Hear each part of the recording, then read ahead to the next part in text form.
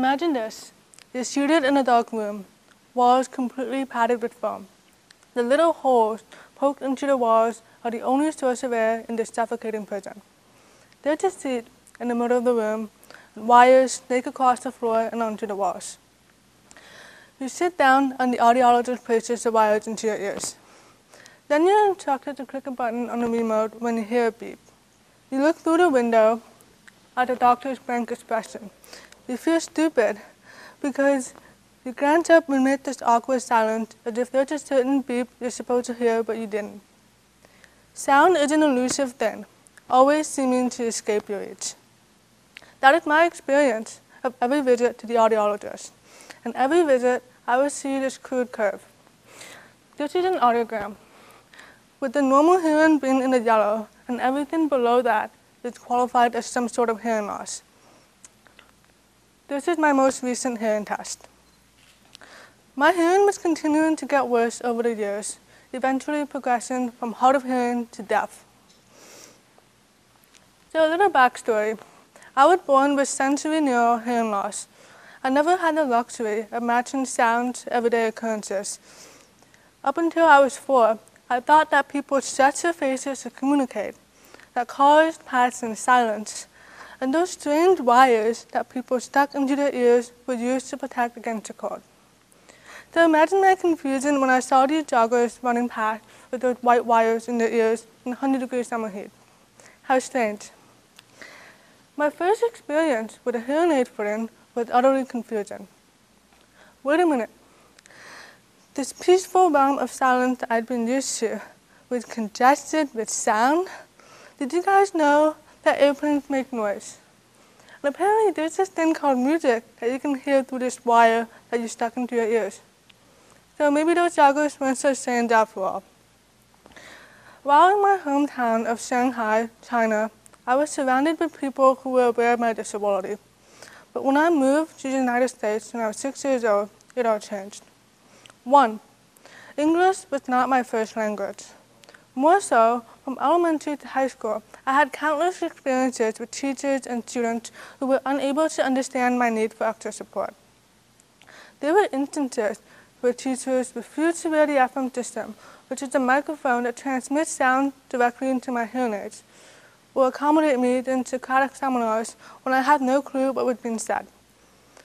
They assigned videos and podcasts that had no transcript.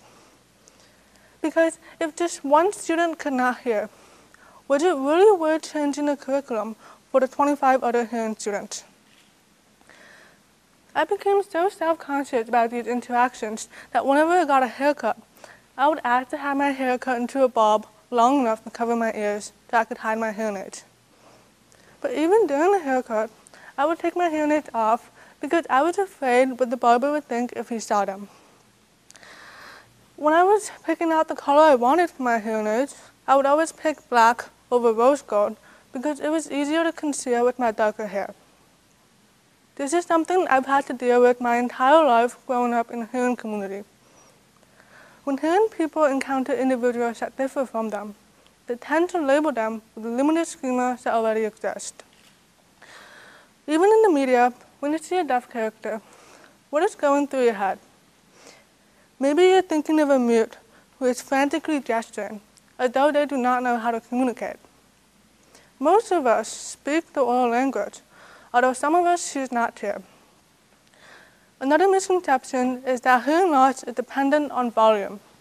So people assume that they need to over-enunciate or yell so that I can hear them. But I am relying on their lips to understand their speech. So when you're doing all of those things, you're distorting your facial expressions and making it harder for us to understand you.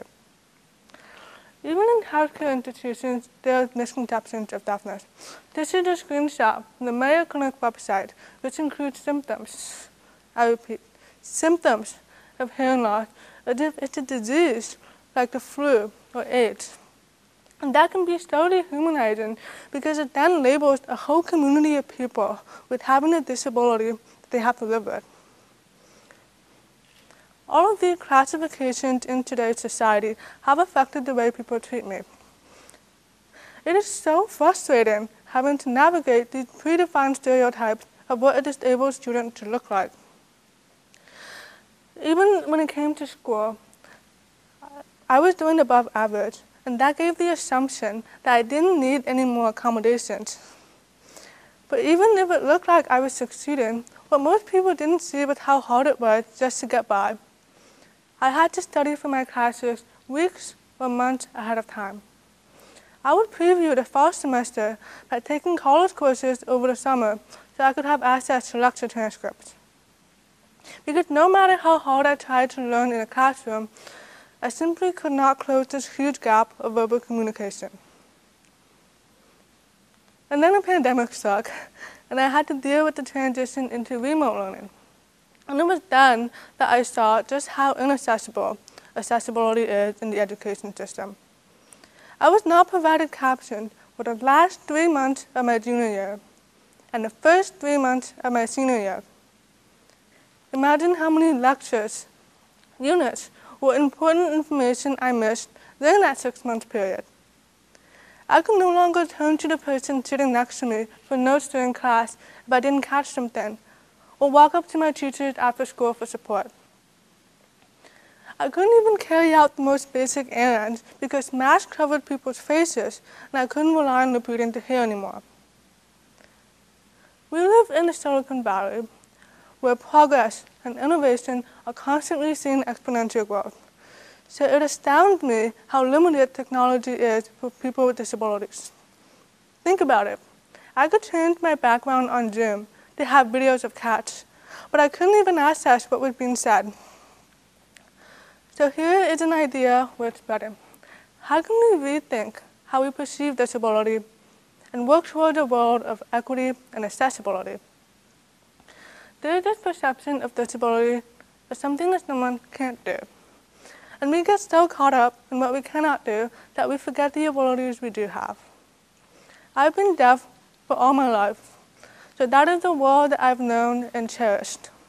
My attitude towards life is unique in this way because I've been involved in situations most hearing individuals never had to encounter. And because I can't hear, I rely on my other senses, and this gives a new sense of hearing most people don't have. That is a superpower, not a setback. The deaf community is a small one, but we need representation. We need social reform. We want to be included in the conversation, literally and figuratively. One step we can take by making captions more accessible. Advocate for having captions automatically turned on in every video conferencing app, YouTube, social media platforms. If you're a host on Zoom, take a minute to turn on live transcript in the settings so that any meeting participant can access captions at their own need. This is not an automatic feature for some reason when it should be. The best way to destigmatize something is to talk about it. And it goes both ways.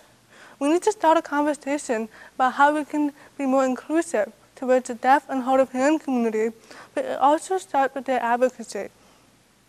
Reaching out and asking, how can I help you? Is there anything I can clarify for you? Or let me know if you need support. It's a good starting point. You can also support, download, or spread awareness about companies like Hamilton Relay, Ava, and Web Captioner, who in the past couple of years have been creating innovative solutions with captioning and accessibility. Even despite the challenges that I've endured, I realized that I'm a person of privilege to be in a place where there are financial resources to support me. Because the reality is most students with disabilities across the schools in the United States do not. So it's my job to use my voice. Individually, I don't have the power to bring systemic change, but by speaking out here today, we can start something. Thank you.